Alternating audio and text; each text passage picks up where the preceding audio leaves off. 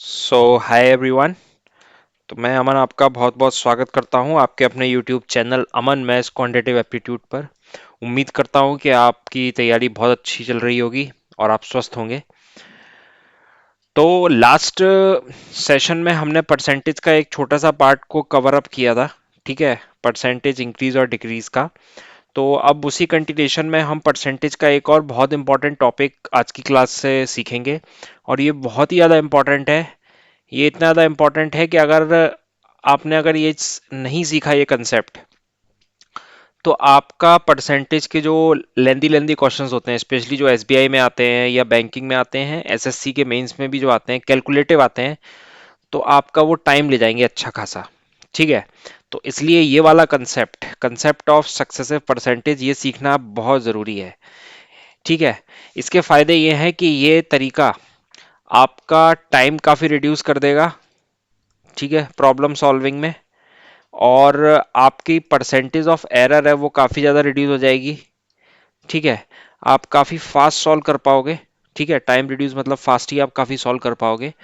ठीक। और इसके मल्टी डायमेंशनल बेनिफिट है, स्पेशली अगर आप डीआई के लिए भी जाते हो तो डीआई में भी काफ़ी ज़्यादा हेल्पफुल है। ठीक है, भले वो एसएससी हो या बैंकिंग हो, बैंकिंग में तो बहुत ही ज़्यादा डीआई का लेवल है, बिना उसके तो आप पहुंच ही नहीं सकते। कैलकुलेशन में काफ़ी ज़्यादा बेनिफिशियल है ये। ठीक है ना, फास्ट कैलकुलेशन देगा ये आपको तरीका। तो मैं आज की क्लास में ये पूरा ढंग से आपको एक्सप्लेन करने की कोशिश करूंगा कि सक्सेसिव परसेंटेज होता क्या है। ठीक है, क्यों इसकी ज़रूरत हम करेंगे। और फिर हम कुछ सवाल लेंगे सक्सेसिव परसेंटेज पे, सिंपल सिंपल सवाल लेंगे। ठीक है ना, उसमें आप देखोगे कि इसकी यूटिलिटी क्या है। ठीक है, तो मैं आपको कंसेप्ट समझाऊंगा और उसका एप्लीकेशन, दोनों ही चीज़ें हम सीखेंगे। तो चलिए शुरू करते हैं आज का सेशन। ठीक, तो सबसे पहले समझते हैं कि एक एग्जांपल लेता हूं मैं आपको। मान लीजिए एक पेन है मेरा। ठीक, ऐसी रैंडमली लेते हैं।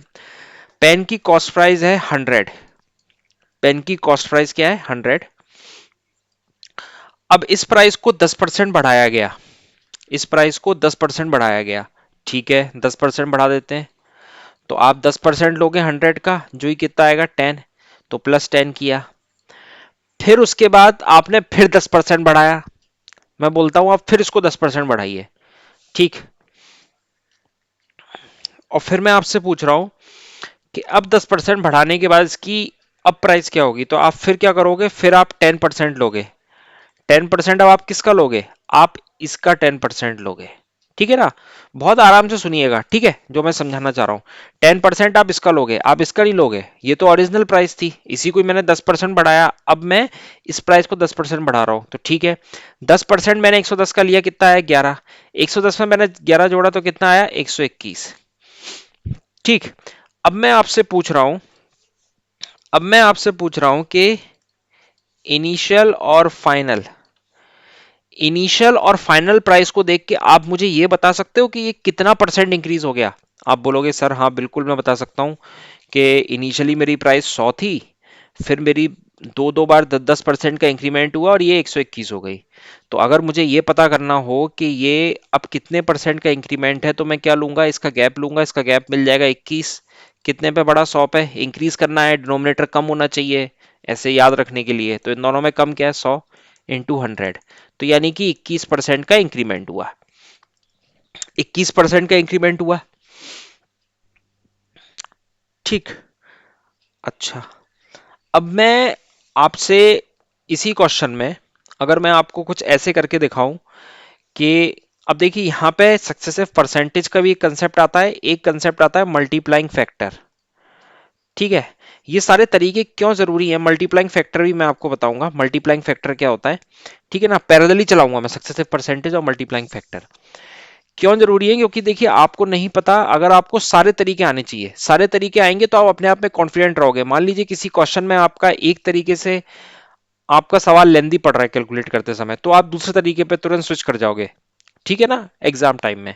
तो इसलिए मैं आपको सारे तरीके बताऊंगा, पूरा कंप्लीट एप्लीकेशन पार्ट को हम कवर करते हुए चलेंगे। ठीक।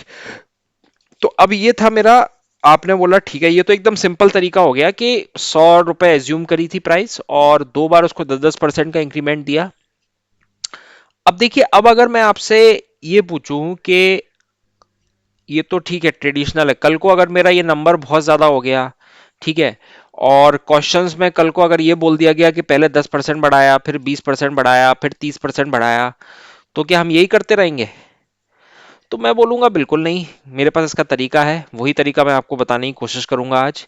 ठीक है, क्योंकि देखिए ये तो मेरा एकदम सिंपल क्वेश्चन था। इसमें 10-10% का इंक्रीमेंट किया तो आपने कर लिया 100 लेके, या कोई भी प्राइस रही होती आप आराम से कर लेते। मान लीजिए कल को अगर आपका यहाँ पे नंबर बड़ा हो जाए, ठीक है, और आपको ऐसे बोल दिया जाए 5% बढ़ाया, 10% बढ़ाया, 20% बढ़ाया, 30% बढ़ाया, तो फिर आप कैसे हैंडल करोगे? तो मेरे पास उसका भी तरीका है। तो अब देखिए, इस क्वेश्चन में मैं अगर आपको ऐसा बोलूं, सक्सेसिव, क्योंकि ये क्या है, ये है हो क्या रहा है, ये सक्सेसिव परसेंट इंक्रीज का केस है। आप समझिए, कोई भी चीज पहले 100 थी, फिर उसको 10% बढ़ा के 110 किया, फिर उसको फिर 10% बढ़ाया, तो ये क्या है, सक्सेसिव परसेंट का केस है। ये इसको ऐसा मत समझिएगा कि अगर आपको कोई बोले 10% बढ़ाया, 10% बढ़ाया तो नेट कितना बढ़ाया, 20%। ये बिल्कुल नहीं होता है, इस चीज को ध्यान रखिएगा। इसलिए मैंने ये आपको सवाल करके बताया कि अगर आपका 10% का इंक्रीमेंट है, फिर किसी 10% का इंक्रीमेंट है, इधर कोई भी प्राइस रही हो, इधर कोई भी प्राइस रही हो, 100, 200, 300, आपका यहां पे जो चेंज आएगा ना, वो आएगा 21% इंक्रीमेंट का। इस चीज को आप ध्यान रखिए।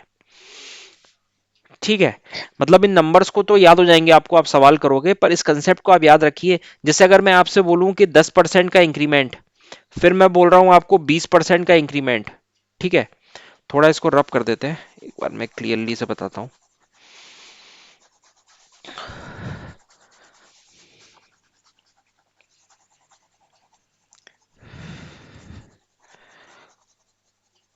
थोड़ा आपको और क्लैरिटी आएगी इसमें।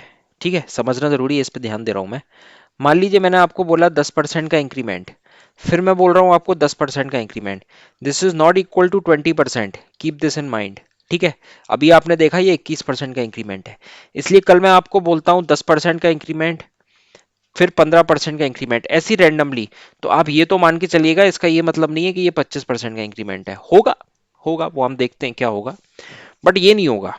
ठीक है, मान लीजिए मैंने आपको बोला 10% का इंक्रीमेंट, फिर मैं आपको बोल रहा हूँ 20% का इंक्रीमेंट, तो इसका ये मतलब नहीं है ये 30% का इंक्रीमेंट है। ठीक है, तो आप इस चीज को एकदम कंठस्थ कर लीजिए, जहां भी आप पढ़ रहे हैं नोटबुक में आप लिख लीजिए कि ये इस तरह से पैटर्न नहीं चलेगा। ठीक है, अब सवाल ये उठता है क्या चलेगा फिर। ठीक, तो अब देखिए वो मैं बताता हूं आपको क्या चलेगा। अभी जो हमने केस देखा उसमें तो हमने 100 एज्यूम करके ये समझ लिया कि 21% आपका इंक्रीमेंट हो रहा था। अब देखिए, अब उसी चीज को मैं दूसरे तरीके से बताता हूं कि शुरू में 10% इंक्रीमेंट हुआ, फिर मैं बोल रहा हूं फिर 10% इंक्रीमेंट हुआ। ठीक है, और मैंने आपको बोल दिया था कि 20% तो नहीं होगा, 21% होगा। अब देखिए यहां मैं क्या कर रहा हूं, यहां मैं मल्टीप्लाई कर रहा हूं 10 × 10 अपॉन 100। अपॉन 100 इसलिए कर रहा हूं, परसेंटेज है। तो फाइनली इसको आप सॉल्व करोगे तो क्या आ जाएगा, 20 + 1, 21% आ रहा है। ठीक है, एक और एग्जांपल देखते हैं। मान लीजिए कोई प्राइस रही होती 100, ठीक है, यहां पे आपने शुरू में किया 10% का इंक्रीमेंट, फिर आप करोगे क्या, 5% का इंक्रीमेंट। बहुत ध्यान से समझिएगा, 10% का इंक्रीमेंट किया तो यानी 10 का इंक्रीमेंट किया, यानी 100 की चीज क्या मिल गई आपको 110 में। फिर आप बोल रहे हो 5%, तो 5% कैसे आप निकालोगे, 10% का आधा होता है, 10% का 10 हो गया, तो यहाँ पे कितना आ गया 5, तो 115, 115 आ गया। सही हुआ है? बिल्कुल नहीं है ये सही। ठीक है, आप याद रखिए ये जो 5% आपको निकालना है, तो 5% आपको इसका निकालना है, आपने इसका निकाल दिया, इसका नहीं निकालना है आपको। तो आप इसका 10% निकालो, 10% कितना होता है 11, और उसका आधा कर दो 2, तो यानी कि 5.5। तो फाइनली अगर आप 110 में 5.5 जोड़ोगे तो 115.5, 115.5 हो गया। ठीक है, इसलिए मैं आपको बार बार ये भी बताऊंगा कि आपको कहाँ अलर्ट रहना है। ठीक है ना, ये ऐसी गलती मत कीजिएगा कि आप 5% निकालने की करें और फ्लो फ्लो में आपने इसको बेस मान के आपने 5% निकाल दिया। Don't do it. ठीक है, तो आपने देखा होगा कि आप देख भी रहे होगे ये 15% से थोड़ा ज्यादा इंक्रीमेंट है। ठीक है, तो ये चीज हम पहले ही डिस्कस कर चुके हैं, कभी भी आप डायरेक्टली एडिशन मत कीजिएगा, क्योंकि ये केस होता है सक्सेसिव परसेंटेज का। ठीक है ना। सक्सेसिव परसेंटेज में क्या होता है कि वो जो 2% या 3% या 4%, जिस परसेंटेज को आप इंक्लूड कर रहे हो, तो उनकी एब्सोल्यूट वैल्यू तो ऐड होगी ही होगी, साथ ही साथ वो कुछ अमाउंट और लेकर आएंगे अपने साथ मिलकर, कुछ अमाउंट और लेकर आएंगे। ये बिल्कुल उसी तरह से है जब हम सीआई पढ़ेंगे, तो एसआई और सीआई में यही अंतर होता है। एसआई में जब आप परसेंटेज इंटरेस्ट लगाते हो, तो आप प्रिंसिपल अमाउंट पे लगाते हो, लेकिन सीआई में क्या होता है, आपका जो प्रिंसिपल है वो आपका पिछला वाला अमाउंट होता है जो बढ़ के आया। ठीक है ना। कॉन्जिक्यूटिव इंटरेस्ट पे इंटरेस्ट लगता है सीआई में, एसआई में सिर्फ प्रिंसिपल पे लगता है आपका इंटरेस्ट। ठीक। तो ये कुछ वैसा ही केस है। तो अब अगर इसका कितना आया, अगर आप मैं आपसे बोलूं ये बढ़ के इतना हो गया, यानी कि ये 100 की चीज थी और ये 115.5 हो गई, यानी कि ये इंक्रीमेंट कितना हुआ, 15.5% का इंक्रीमेंट हुआ। यानी कि अगर मैं इसको बोलूं ये 10 प्लस 5 प्लस 10 इंटू 5/100 लिख सकता हूं मैं। तो ये कितना हो गया, 15.5% का इंक्रीमेंट हो गया। ठीक है, 15.5% का इंक्रीमेंट हो गया इससे। इसका मतलब मुझे ये समझ में आया, मुझे क्या समझ में आया, अब मैं आपको बताता हूं। अब आप इसको बिल्कुल नोट करके लिख लीजिएगा कॉपी में, जहां भी आप पढ़ रहे हैं, जहां भी आप पढ़ रहे हैं इसे। ठीक है। देखिए, जब भी आप क्लास में आए ना, तो आप नोटबुक और पेन साथ में जरूर लेकर आइए, तो जो जो इंपॉर्टेंट चीजें डिस्कशन हो रही है उसको आप नोट डाउन करते चलें। ठीक। तो अगर कोई भी, अभी मैं 2% के लिए बता रहा हूं, अगर आपका 2% में इंक्रीमेंट होता है, अभी मैं इंक्रीज का केस बता रहा हूं, अभी हम देखेंगे कि इंक्रीज डिक्रीज भी होता है, फिर डिक्रीज भी होता है। ठीक है। A% और B% अगर इंक्रीमेंट हो रहा है, तो नेट चेंज निकालने के लिए आप डायरेक्टली रिजल्ट याद रखिए, A+B+AB/100। Very very important, very very important. ठीक। बहुत ही ज्यादा इंपॉर्टेंट है कि नेट चेंज अगर आपको पता करना हो, आप डायरेक्टली, आपको बिल्कुल भी 100 लेके एज्यूम करके सॉल्व करने की जरूरत नहीं है। आप इसका एग्जांपल देखिए, मान लीजिए कि आप इसका एप्लीकेशन समझिए। मान लीजिए कोई प्रोडक्ट है, उसकी वैल्यू 10% और 20% बढ़ाई, तो नेट उसकी, मैं अगर आपसे पूछता हूं कि नेट इफेक्ट क्या आया, मतलब नेट वो कितना परसेंट बढ़ा, देखिए इंक्रीमेंट तो होगा ही होगा, क्योंकि आप किसी भी वैल्यू में उसमें आप जोड़ते ही जा रहे हो तो बढ़ेगा। तो ये बात तो आप कंफर्म बोल पाओगे कि ये आपका 30% तो नहीं होगा। तो क्या होगा, आप ए को मानो 10, बी को मानो 20, सो 10 + 20 + 10 इंटू 20/100। ठीक है। तो ये हो गया, आपका आ गया क्या, 32%। ठीक है, ये आपका आ गया 32%। ठीक है। अब मैं आपसे बोलता हूं कि मान लीजिए 10% का इंक्रीमेंट है और फिर 5% का इंक्रीमेंट है। ठीक है। तो आप क्या बोलोगे, 10 + 5 + 10 इंटू 5/100। तो ये कितना हो गया, 10 + 5 15, और इधर ही लिख दो 15, और ये हो गया 0.5। ठीक है। तो ये कितना हो गया, 15.5%। ठीक है। और समझिए, मान लीजिए आपसे बोला जाए 20% इंक्रीमेंट हो गया, फिर उसके बाद 25% इंक्रीमेंट हो गया, 20% इंक्रीमेंट हो गया, 25%। ठीक है, ठीक है सर, ये तो आपने बता दिया, ये तो हम सिंपली कर लेंगे, 20 + 25 इंटू 20 इंटू 25/100। ठीक है। तो ये 5 से 5 कैंसिल हो गया, तो फाइनली कितना आ गया, ये 45 + 50%। ध्यान देख रहे हो अब ये, मैंने इसलिए इस पर नोट दिया था कि 20 + 25 45 नहीं होता, एग्जैक्टली क्या होता है 50%। और ये 50% किस कारण से बन रहा है, ये 50% इस कारण से बन रहा है। ठीक है। क्योंकि ये दोनों फ्रैक्शन मिलके भी कुछ परसेंटेज को चेंज लेकर आएंगे ये। ठीक है। ठीक। दो के लिए अभी मैं आपको बता रहा हूं। अब देखिए, अब इसी चीज में इसको समझिएगा थोड़ा, इसी चीज को अब हम दूसरे तरीके से समझते हैं। दूसरा तरीका क्या है, दूसरा तरीका है मल्टीप्लाइंग फैक्टर। मल्टीप्लाइंग फैक्टर, देखिए मैं आपको बता रहा हूं, आप बिल्कुल मेरे साथ बने रहिए, चैनल पे आप एक्टिव रहिए एकदम, और जितने भी सेशंस आ रहे हैं ना उनको आप देखते रहिए। आपकी लर्निंग में बहुत ही अच्छा एनहेंसमेंट होगा, इस बात की मैं गारंटी लेता हूं। ठीक है। क्योंकि मैं काफी स्लोली और काफी क्लैरिटी के साथ चीजें बताने की कोशिश कर रहा हूं, मैं है ना, हरी में मैं बताना नहीं चाह रहा हूं कि थोड़ा बताया और हाल सवाल करने लग गए। ठीक। मान लीजिए कंसेप्ट ऑफ मल्टीप्लाइंग फैक्टर, अब हम समझेंगे कंसेप्ट ऑफ मल्टीप्लाइंग फैक्टर क्यों इंपॉर्टेंट है। मल्टीप्लाइंग फैक्टर, ठीक, MF मान लो शॉर्ट में। ठीक। अब वही चीज मैं लेता हूं, 10% बढ़ाया और फिर आपने 10% बढ़ाया। ठीक है। 10% बढ़ाया। तो अभी तक देखिए, पहला तरीका हमने सीखा कि हम 100 को एज्यूम करके कर सकते थे, एकदम बेसिक तरीका, जो मैं रिकमेंड नहीं करूंगा, वो बताना था मेरे को इसलिए आपको बता दिया।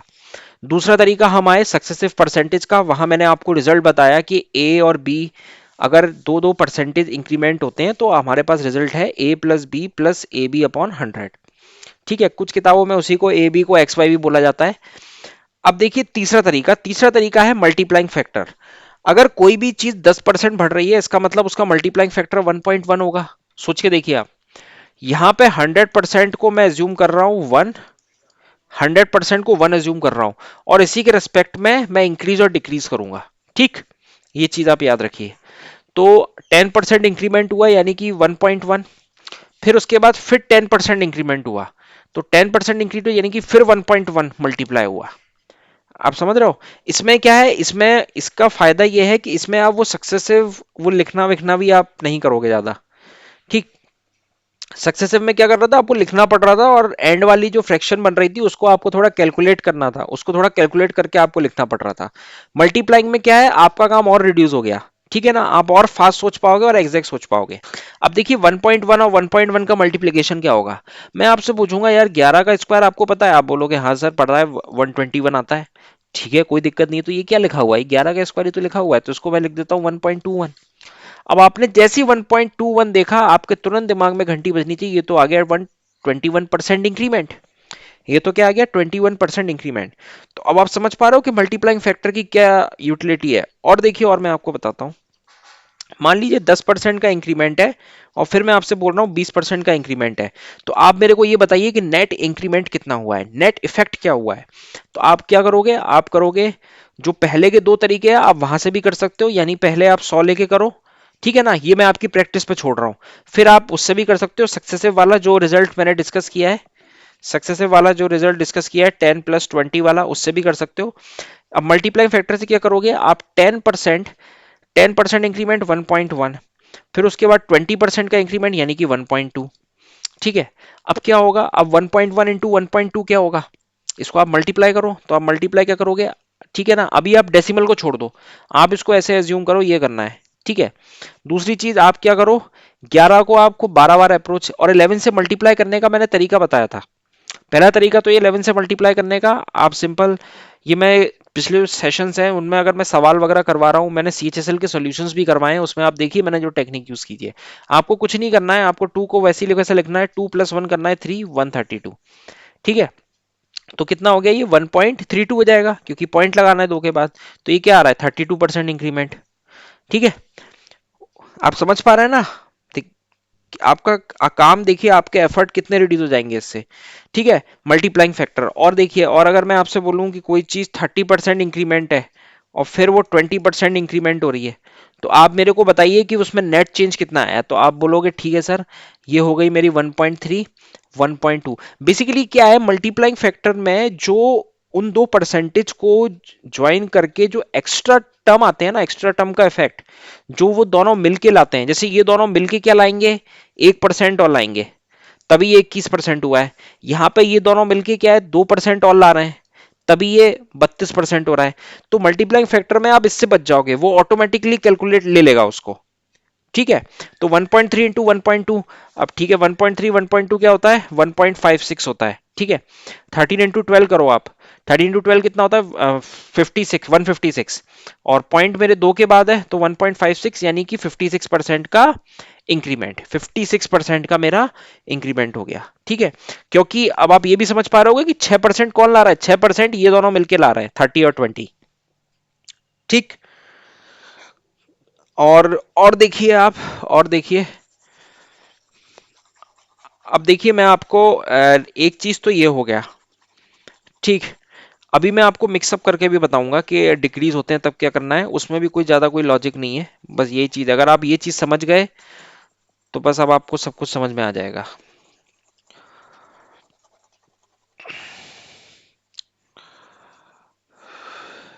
ठीक, अब देखिए आप यहाँ पे 20% और 30%। ठीक, मैं मान लेता हूं कि 20% इंक्रीमेंट रहा होता और 40% कर देते हैं, एक और क्वेश्चन ले लेते हैं, 40% इंक्रीमेंट। तो आप क्या बोलोगे 1.2 इंटू 1.4, ठीक है, और ये हो जाएगा मेरा 1.68, तो ये कितना हो जाएगा 68% का नेट इंक्रीमेंट। ठीक है, इसको मैं उससे भी करके बता देता हूं आपको, जो ए प्लस बी वाला रिजल्ट बताया। ये देखिए 20 प्लस 40 प्लस 20 इंटू 40/100, तो ये कितना हो जाएगा 60 प्लस 8, दैट इज 68%। और तीसरा तरीका क्या हो गया, आप 100 लेके कीजिए, आपने किया यहाँ पे 20% का इंक्रीमेंट, तो ये आ गया 120। फिर आप निकालिए 40%, 40% किसका, इसका नहीं, इसका नहीं लेंगे, इसका लेंगे 40%। तो इसका 10% कितना होता है, 10% 12 होता है, उसका 4 गुना कर देना है। ठीक है, 10% 12 होता है, उसका 4 गुना कर दीजिए 48, तो यानी कि आपने जोड़ा कितना 48, तो कितना आ गया ये 168। तो फाइनली इंक्रीमेंट कितना हो गया, इंक्रीमेंट हो गया 68% का। ठीक, अब इसी को करने का एक और तरीका होता है, अब आप और समझिए, और तरीके समझिए। ठीक है, इसी एक क्वेश्चन में ले लेता हूं, 68% तो आपको समझ में आ गया मैंने तीनों तरीके से। अब आप एक और चौथा तरीका देखिए, वो इंपॉर्टेंट है, वो भी इंपॉर्टेंट है। देखिए अगर आपने बोला 20%, 20% उसमें आपको बेसिक फ्रैक्शन पता होनी चाहिए, स्टैंडर्ड फ्रैक्शन। स्टैंडर्ड फ्रैक्शन मैं ऑलरेडी परसेंटेज के प्रीवियस लेक्चर्स में बहुत ही डिटेल में डिस्कस कर चुका हूं, और कुछ स्पेशल फ्रैक्शंस भी मैंने डिस्कस करी हैं। ठीक है, कुछ स्पेशल परसेंटेज भी मैंने डिस्कस करे हैं, उनको भी आप नोट डाउन कीजिएगा, आप प्रीवियस लेक्चर जाके जरूर देखिए जिन लोगों ने नहीं देखा। ठीक है, साथ ही साथ मैं एक चीज आपको और बता दूं कि ये टेलीग्राम ग्रुप है, ये टेलीग्राम ग्रुप है अमन मैथ्स क्वांटिटेटिव एप्टीट्यूड के नाम से। ठीक है, तो आप मेरे को यहाँ ज्वाइन कर सकते हो। ठीक है, आपको लिंक डिस्क्रिप्शन में मिल जाएगा, या फिर आप इससे सर्च कर सकते हो। ठीक, तो यहाँ पे मैं सारे सेशंस, स्टडी मटेरियल और भी क्वालिटी क्वेश्चन में डिस्कस करता हूँ, आपको लिंक डिस्क्रिप्शन में मिल जाएगा। This is absolutely free of cost. ठीक, तो अब देखिए आप, अब जैसे कि ये 20% है, तो 20% का फ्रैक्शन क्या होता है 1/5। 40% का फ्रैक्शन क्या होता है 2/5। अब इसमें क्या बोला जा रहा है 20% इंक्रीमेंट, 40% इंक्रीमेंट, यानी कि 20% का इंक्रीमेंट है पहली बार। तो आप क्या करोगे, इसमें हम परसेंटेज के स्टैंडर्ड फ्रैक्शन को यूज करेंगे। कोई चीज 5 से, ये मैं डिस्कस कर चुका हूं कि अगर 20% इंक्रीमेंट होता है तो हम क्या लिखेंगे, 5 से कोई चीज क्या हो गई 6 हो गई। क्या ये 1/5 है ना, इनिशियली 5 थी, एक का इंक्रीमेंट हो गया। अब सेम चीज ये 40% पे है कि इनिशियली 5 थी, फिर दो का इंक्रीमेंट हो गया 7। तो यानी कि ये क्या हो गया 25 42। ये जो 25 बताता है, ये बताता है इनिशियल वैल्यू, और ये क्या बताता है, ये बताता है फाइनल वैल्यू। ठीक, तो अगर मैं आपसे ये बोलूं कितने परसेंट का इंक्रीमेंट है, तो आप क्या करोगे, आप गैप निकालोगे इसका। तो क्या आ गया ये 42 और 25, दैट इज 17। ठीक है, और चूंकि इंक्रीमेंट हो रहा है डिनोमिनेटर कम आना चाहिए, 25 इंटू 100, तो ये कितना हो गया 68%। उम्मीद करता हूं ये आपको समझ में आया होगा। नहीं आया घबराने वाली बात नहीं है, मैं एक दो एग्जांपल और लेता हूं। ठीक, तो इसमें हम क्या कर रहे हैं, इसमें हम सिंपली स्टैंडर्ड फ्रैक्शन ले रहे हैं कि 20% मेरे को पता है 1/5 होता है, 40% मेरे को पता है 2/5 होता है। तो मैं 5 से 6 पे गया, क्योंकि एक का चेंज लाना है, यहाँ पे दो का चेंज लाना है, तो ये कितना हुआ 5 से 7 हुआ, ये 5 से 7 हुआ। ठीक,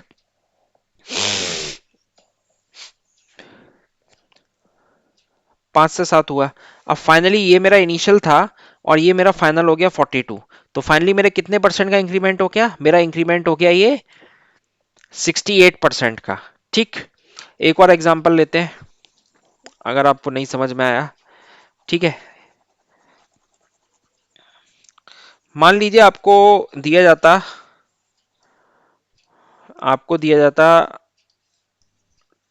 20% का इंक्रीमेंट और 25% का इंक्रीमेंट। ठीक, तो आप क्या बोलते हैं 20% 1/5, ठीक है 5 से 6 हो गया, 25% यानी कि 1/4, यानी कि 4 से 5 हो गया। 5 से 5 कैंसिल हो जाएगा, 2 से काट दीजिए, 2 3 जा, तो फाइनली ये कितना हो गया 2 से 3। 2 से 3 कहने का मतलब कितना है 1/2, दैट इज 50% का इंक्रीमेंट। आप इससे भी करके देख लो, 20 प्लस 25 ए बी वाले रूल से। ठीक है, ए बी वाले रूल से आप करके देख लो इसे, तो आप देखो ये कितना हो जाएगा, 25 से 4 कार, ये 5 कार, तो फाइनली कितना आ गया 50%। ठीक, उम्मीद करता हूँ ये आपको समझ में आ गया होगा, मैंने काफी एग्जांपल दिए हैं, काफी इसको डिटेल में डिस्कस किया है। अब देखिए कुछ मिक्स्ड लेते हैं, मिक्स्ड का सेंस कि अभी तक आपका इंक्रीमेंट इंक्रीमेंट हो रहा था, अब मैं आपको बोलूं डिक्रीमेंट हो जाए। ठीक, एक बार अब आप डिक्रीमेंट वाला सीन देखिए। ठीक, डिक्रीमेंट वाला सीन यानी कि अगर 10% का डिक्रीमेंट है और फिर 10% का डिक्रीमेंट है। ठीक, तो उसमें क्या होता है, अगर आपका ए परसेंट का डिक्रीमेंट है और बी परसेंट का डिक्रीमेंट है, तो आप क्या लगाओगे, आप लिखोगे -A% -B% और प्लस करोगे आप -A इंटू -B अपॉन 100। ठीक है, तो ये फाइनली रिजल्ट होता है, याद रखने की बिल्कुल भी जरूरत नहीं है, अभी मैं अप्लाई करके दिखाऊंगा, आपको समझ में आ जाएगा। ठीक है, और बाकी अगर आपको ये भी नहीं समझ में आता है तो अपने पास बहुत सारे तरीके हैं, मल्टीप्लाइंग फैक्टर है, रेशियो वाला फैक्टर है। ठीक है, आप उसको अप्रोच कीजिएगा। मेरा तरीका ये है कि आपको हर तरह के वो टूल्स और टेक्निक दे दी जाएं जिससे कि आपकी प्रॉब्लम सॉल्विंग स्किल्स काफ़ी आसान हो जाए। आप बिल्कुल भी कोई भी समस्या अगर हो आपको तो आप तुरंत स्विच कर जाओ दूसरे तरीके पे। ठीक है, और ये सीखना ज़रूरी भी है क्योंकि आपको समझ में आएगा क्योंकि हर एक क्वेश्चन के हिसाब से वेरी करती है टेक्निक कि किस क्वेश्चन में कौन सी टेक्निक फास्ट दे सकती है। ठीक है ना, अभी हमने जैसे कि प्रीवियस क्वेश्चंस हमने देखे, उसमें हमने ये देखा कि क्वेश्चन आंसर तो आ ही रहा है, हमारा आंसर तो हम तीन चार तरीकों से कर रहे हैं, हमारा आंसर तो आ ही रहा है, लेकिन क्या है कौन सी टेक्निक कितना फास्ट दे सकती है। जैसे कि इस वाले केस में मल्टीप्लाइंग फैक्टर बहुत जल्दी आंसर दे देगा। आप सोचिए 10% का डिक्रीमेंट है, मैं आपको करके दिखा रहा हूँ, देखिए 10% का डिक्रीमेंट है, 10% का डिक्रीमेंट यानी कि 0.9 मल्टीप्लाइंग फैक्टर होगा, यहाँ पे भी 0.9 मल्टीप्लाइंग फैक्टर होगा, तो ये कितना हो गया 0.81 आपका मल्टीप्लाइंग फैक्टर हो गया। 0.81 मल्टीप्लाइंग फैक्टर से क्या समझ में आ रहा है कि मेरा जो 19% का डिक्रीमेंट है, 19% का डिक्रीमेंट है। ठीक, आप वन के रेस्पेक्ट में देखो ना, आपको समझ में आ जाएगा 19% का डिक्रीमेंट है। अब आप सक्सेसिव परसेंटेज वाले से करिए, मान लीजिए 10% का डिक्रीमेंट है, ये फिर 10% का है, प्लस ये -10 इंटू -10 अपॉन 100, तो यहाँ पे आ जाएगा ये -20 प्लस ये मेरा प्लस हो गया और तो फाइनली आ गया 1, तो -19%। माइनस से समझ में आ रहा है कि ये डिक्रीमेंट है। ठीक, अब इसी सवाल को देखिए आप स्टैंडर्ड फ्रैक्शन से कैसे करते हो, स्टैंडर्ड फ्रैक्शन से देखिए। स्टैंडर्ड फ्रैक्शन से क्या होगा कि 1/10 है, ये भी 1/10 है। अभी तक क्या हो रहा था, अगर मैं आपसे पूछ रहा था कि अगर 10% इंक्रीमेंट होता तो आप मेरे को क्या बोलते, सर 10 से 11 हो रहा था मेरा। ठीक है, ये भी फिर 10 से 11 हो रहा था, तो फाइनली मेरा 100 से 121 हो रहा था, तो फाइनली मेरा इंक्रीज कितना आ रहा था, 21% इंक्रीमेंट वाले केस में, प्लस वाले केस में। ठीक है, लेकिन यहां मैंने आपसे ये नहीं पूछा, यहां मैंने आपसे क्या पूछ लिया है, डिक्रीमेंट वाला। यहां मैंने आपसे क्या पूछ लिया है, डिक्रीमेंट वाला। ठीक, तो डिक्रीमेंट में क्या होगा, डिक्रीमेंट में क्या वही चीज क्या आ जाएगी, वो चीज आएगी मेरी 10 से 9, फिर वही चीज आएगी 10 से 9, तो फाइनली इनिशियली कितना था 100 और 81, यहाँ क्या लगता था इनिशियली, ये मैं बता चुका हूं मैं, और ये मेरी फाइनल। अब 100 से अगर 81 आ गए तो इसका मतलब कितना हुआ, 19% का डिक्रीमेंट हुआ। 100 से 81 यानी 19, 100 पे हुआ है डिक्रीमेंट। डिक्रीज करना है तो यानी डिनोमिनेटर की वैल्यू ज्यादा होनी चाहिए। डिनोमिनेटर ज्यादा कम, जिनको समझ में नहीं आ रहा है वो प्रीवियस लेक्चर जरूर जाके देखें हैं परसेंटेज के, उन्हें समझ में आ जाएगा। जो लोग देखते हुए आ रहे हैं उन्हें पता चल गया होगा। तो फाइनली मेरा 19% का डिक्रीमेंट आया। ठीक, और देखिए अब कुछ हम ऐसे ही क्वेश्चन लेते हैं, डिक्रीमेंट पे भी मैंने आपको बता दिया। अब देखिए इस टेक्निक में आपका मल्टीप्लाइंग फैक्टर काफी फास्ट रिजल्ट दे रहा है। ठीक है, आप देखो 100 वगैरह एज्यूम करके हम बिल्कुल भी नहीं कर रहे हैं। ठीक, क्योंकि हमें अब टेक्निक पता चल चुकी है कि कितने भी परसेंटेज आएंगे, और ऐसा नहीं है ये चीज दो में एप्लीकेबल है, ये चीज तीन में भी एप्लीकेबल है। लेकिन मैं आपको अगर बताऊं, मैं आपको बताता हूं कि अगर मैंने आपसे ये पूछा, मान लीजिए कि 10% का इंक्रीमेंट है। ठीक है, 10% का इंक्रीमेंट है, फिर मेरा 20% का इंक्रीमेंट है, फिर मेरा 30% मान लेते हैं, चलो 30% का। अब ये तीन आ गए, तीन इंक्रीमेंट आ गए मेरे। ठीक, थोड़ा नीचे कर लेते हैं,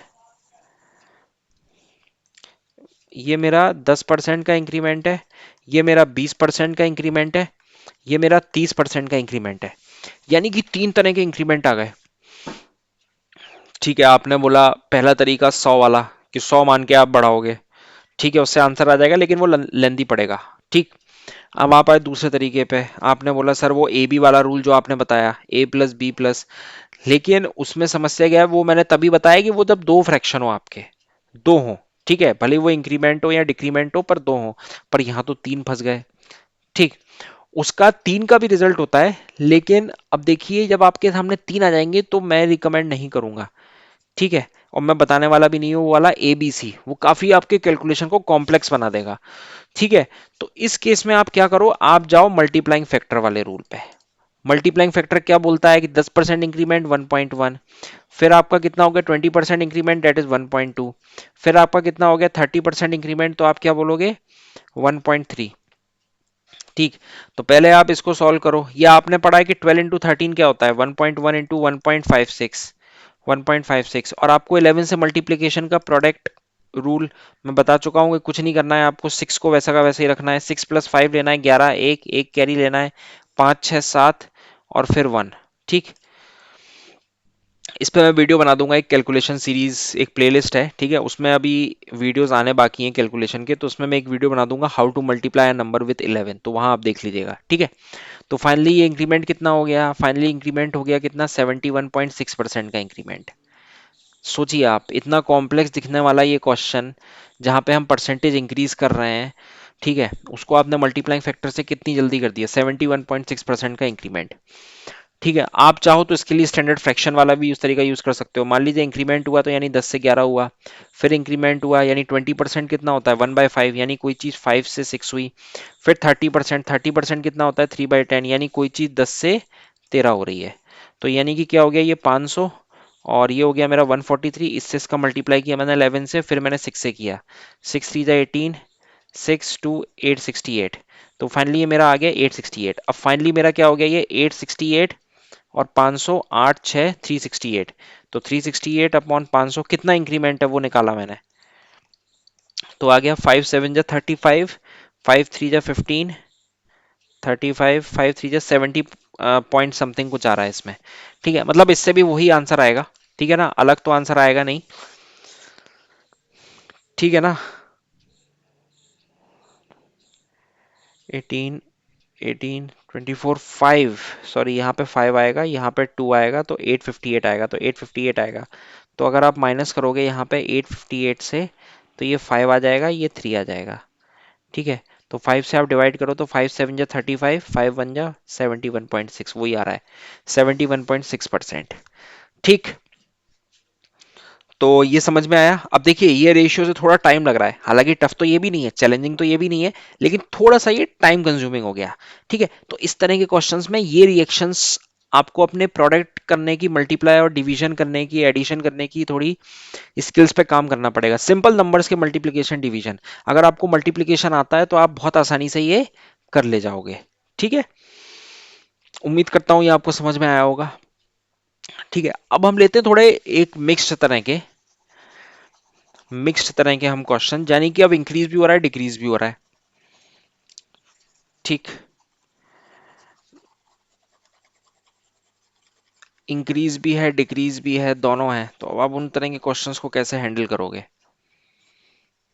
ठीक। मैं इसका एप्लीकेशन कहाँ कहाँ होता है मैं आपको ये बता दूं, एक तो आपका परसेंटेज टॉपिक में होगा, प्रॉफिट एंड लॉस में काफी ज्यादा होने वाला है, वहां पे आप देखोगे कि डिस्काउंट दिया जा रहा है कुछ X% का, फिर उसके बाद Y% का डिस्काउंट है, आपको ये भी बोला जा रहा है कोई चीज लॉस परसेंट पे बेची जा रही है इतने, कोई चीज प्रॉफिट परसेंट पे बेची जा रही है, ठीक है ना। तो इस चीज के एप्लीकेशन बहुत है, तो अगर आपको ये चीज में अगर आप काफी कंफर्टेबल हो जाते हो विद प्रैक्टिस, तो आपको इन सवाल करने में बिल्कुल भी दिक्कत नहीं जाएगी, ठीक है। तो अब जैसे कि मैं लेता हूं, आपको बोला कि 20% का इंक्रीमेंट, 20% का इंक्रीमेंट, फिर मैं आपको बोल रहा हूँ 16 2/3% का डिक्रीमेंट, तो नेट इफेक्ट क्या होगा, ठीक। आप बोलोगे क्या, उससे करते हैं हम अब सिंपल स्टैंडर्ड फ्रैक्शन वाले से, 20% कितना होता है 1/5, इंक्रीमेंट बोला है ना, तो कोई चीज 5 से 6 हो गई, 5 से क्या हो गई 6 हो गई, फिर 16 2/3% स्टैंडर्ड परसेंटेज है, ये क्या है 1/6 है, डिक्रीमेंट हो रहा है, यानी कि पहले 6 थी अब डिक्रीमेंट हो गई, क्या आ गई 5 हो गई, तो 6 6 कट गया, ये कट गया, तो फाइनली कोई चेंज आया नहीं, नो चेंज, नो चेंज। और आपको पता भी होगा ये मैंने परसेंटेज इंक्रीज और डिक्रीज में बताया था कि 20% increment is equivalent to how much percent decrement, ये मैंने बताया था कि 20% 1/5 होता है, अब आपको डिक्रीमेंट करना है यानी 1 का चेंज करना है, कितने पे करोगे आप 6 पे करोगे, ठीक है। तो आप देख रहे हो, तो फाइनली इसका जो इफेक्ट आएगा वो नेट इफेक्ट आएगा जीरो, कोई चेंज नहीं होगा। ठीक, आप 100 लेके भी कर सकते हो, आपको यही आंसर मिलेगा। ठीक, अगला क्वेश्चन देखते हैं। अगला क्वेश्चन उठाते हैं कि अगर आपसे बोला जा रहा है, समझो आप, अगला क्वेश्चन है 20% इंक्रीमेंट और 10% डिक्रीमेंट। ठीक, तो 20% कितना हो गया, 1/5 इंक्रीमेंट करना है यानी 5 से 6 करना है, और 10% का डिक्रीमेंट है यानी क्या है, 1/10 यानी कि 10 से 9 करना है। तो फाइनली कितना हो गया, 50 से 54 करना है।